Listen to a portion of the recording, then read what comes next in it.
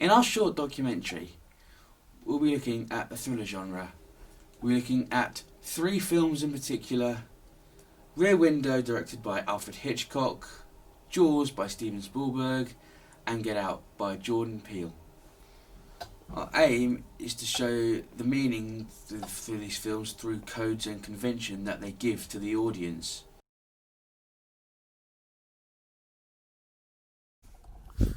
Rear Window is a 1954 film produced and directed by the master of suspense Alfred Hitchcock. It tells the story of a man, L.B. Jeffries, and how while recovering from an injury, he entertains himself by looking out his rear window at his neighbours, giving them all nicknames and trying to figure them out. What he doesn't expect is to hear a glass shatter and a scream take place. He takes it upon himself to figure out what happens. The film deals with representation in both good and bad ways. One of the better ways is its representation of women. I personally feel that apart from the character Miss Torso, whose job isn't fully described, but it's said she's a ballet dancer, the women are represented well. For example, one of the women, Stella, who is LB or Jeff's nurse, while he is recovering, even comes up with her own theories about what she thinks has happened. Both her and LB think it's a murder. She suggested that the man, Thorwald, chopped his wife up in the bath, as that's the only place to clean away the blood. This isn't dismissed by LB, and he even uses it to further his explanations of what's happening. Another way women are represented well is through the main female actress, playing the character Lisa Fremont. She's a successful woman, making her own way in the world, which isn't something that would happen very often in the 1950s. These characters would usually be left to be cooks, or nannies, or just a housewife, but she has her own career and isn't ruled by a man. The only thing I would say is that there are certain aspects when LB asks Stella to fix him a sandwich, but due to the fact he's injured and has a leg in a plaster cast, I personally can't see much fault with this particular line. People have different emotional levels. When I married Miles, we were both a couple of maladjusted misfits. We are still maladjusted misfits, and we have loved every minute of it. Well, that's fine, Stella. Now, would you fix me a sandwich, please? Yes, I will. And I'll spread a little common sense on the bread. Lisa's loaded to her fingertips with love for you. I got 2 words of advice for you. Marry her. She pay you much? Oh.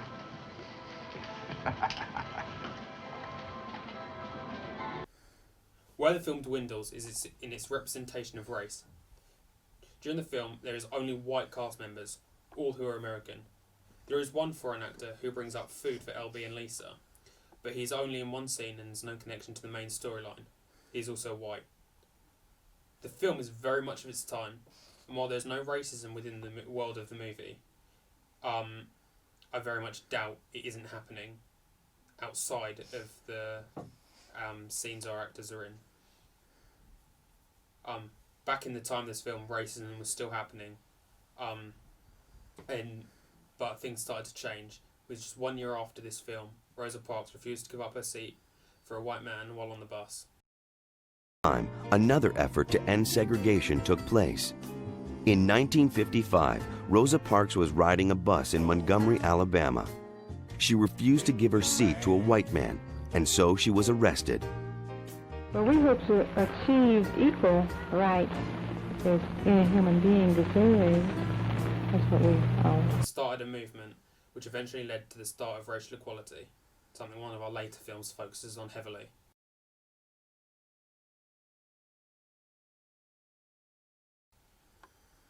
This all impacts on the film's meaning, which I believe is heavily focused on surveillance.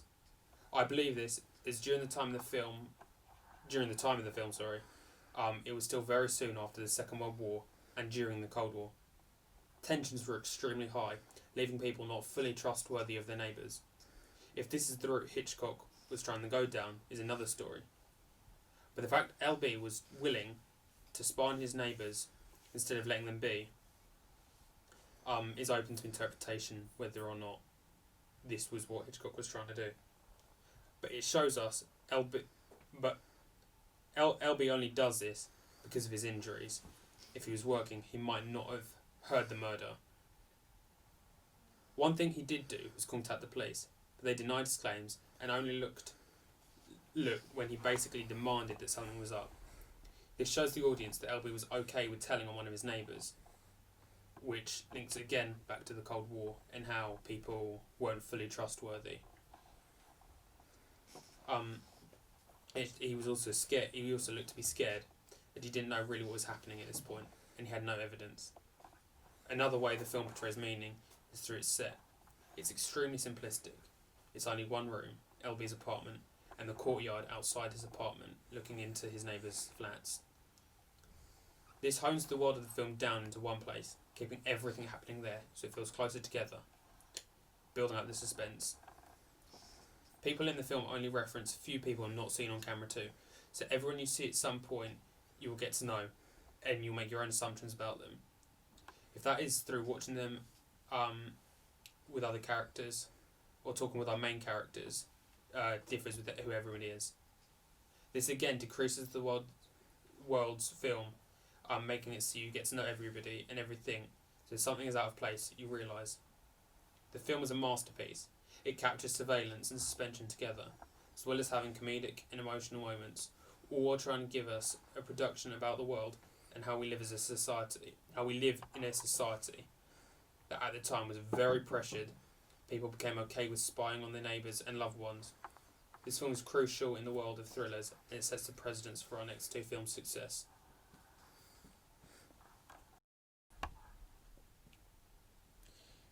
Jaws is a classic example of a thriller/horror film. It was made in 1975, directed by Steven Spielberg.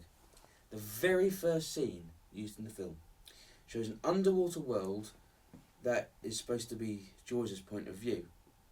That distinctive music from the film plays over the clip for the first time, and also we see the shark eat for the first time. And in that scene, it's a girl swimming in the sea, and she's being mauled and drowned by the shark.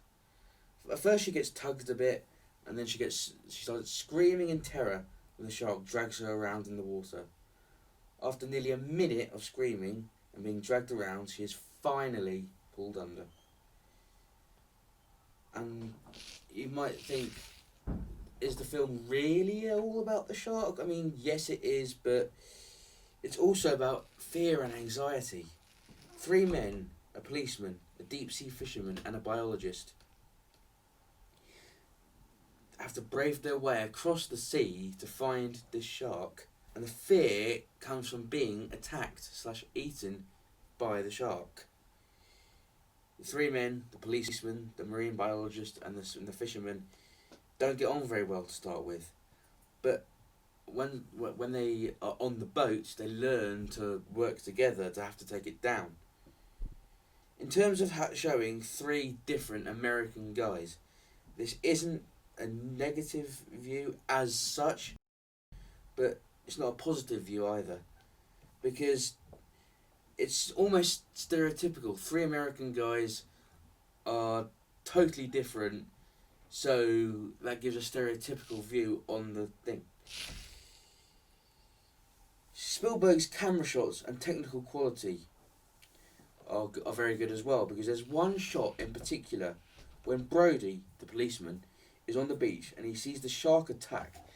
The camera focuses on him in a way that tends to zoom in and out at the same time. It creates a blurry background.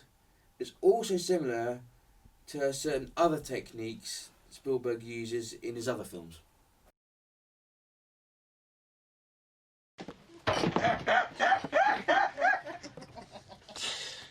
What's that one? What? That one there, on your arm. Oh, well, it's a tattoo. I got that removed. Don't tell me. Don't tell me. Mother.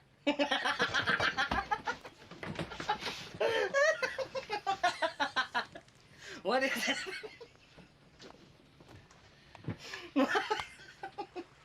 Stupid, that's the USS Indianapolis.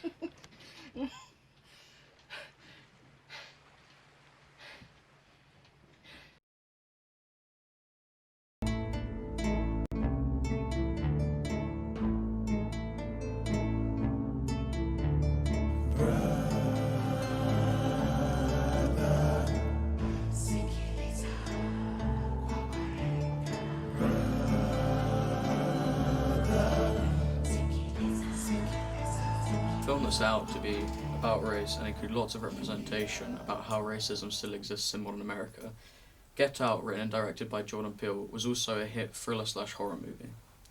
Some of the signs and symbolism in Get Out set it apart from most other films, and there are so many hidden meanings kept under wraps by Jordan Peele. Some of the most well-known ones are like when Rose eats her coloured cereal separate from her white milk, showing a clear separation of race. This is symbolic, as it does not have a physical reference to what it is conveying. Another hidden meaning shown is when Chris has to take the cotton out of the chair in order to save himself from the surgery and the hypnosis, which means he is literally picking cotton, which is once again symbolic, as it is a close resemblance to slavery. Near towards the end of the movie, once the surgery is taking place, Dean Armitage, Rose's father, is waiting for his nephew to bring him, Chris, ready to finish the brain transplant surgery, when he looks out into the corridor. And then there is a big tonal shift as Chris kills Dean when he shoves the buckhead deep into his neck and up through his head.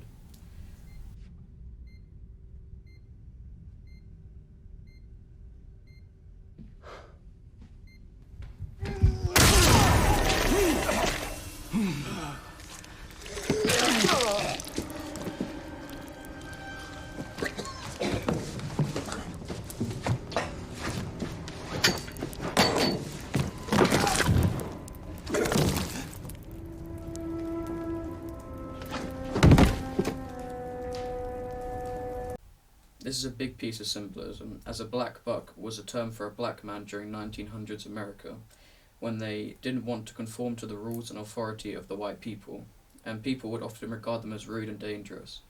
The fact that he kills Dean with the buckhead shows that he is conforming to the stereotype of them being dangerous, but doing it to eliminate the white authority that is trying to essentially kill him, showing that people at those times were simply fighting for what was right. Peele presented Chris in this way to show that black people are only violent because of the way white people have treated them. For the final scene of the movie, it is full of action and suspense, and at the end, a police car pulls up on the road as Chris is strangling Rose, and he puts his hands up in surrender. This is a typical sign of don't shoot, and it just shows how casual Chris acts about it, as if he knows this is a normal thing that he has to do with the police. Help. Help. Help. Help me.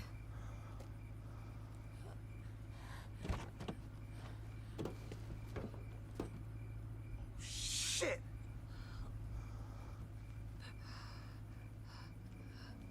Chris. It presents Chris as a victim, which is what Peele wanted with this movie, as everyone but Rod is against him. The actors in Get Out are all phenomenal with their roles. Alison Williams, who plays Rose, gives subtle hints in their acting and body language in order to give subtle hints to a true character to a very keen eye.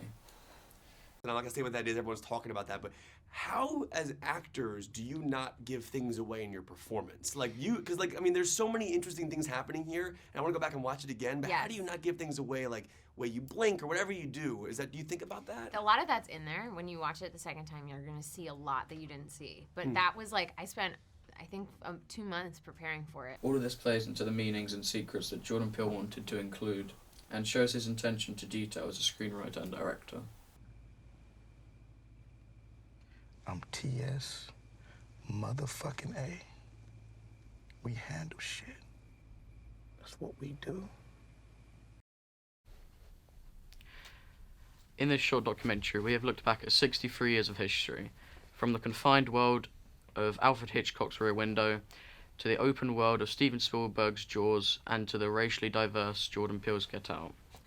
We have analysed and looked at how they use film language, narrative structure, semiotics, and representation to convey meaning to the audience. I hope you enjoyed, and thank you for listening.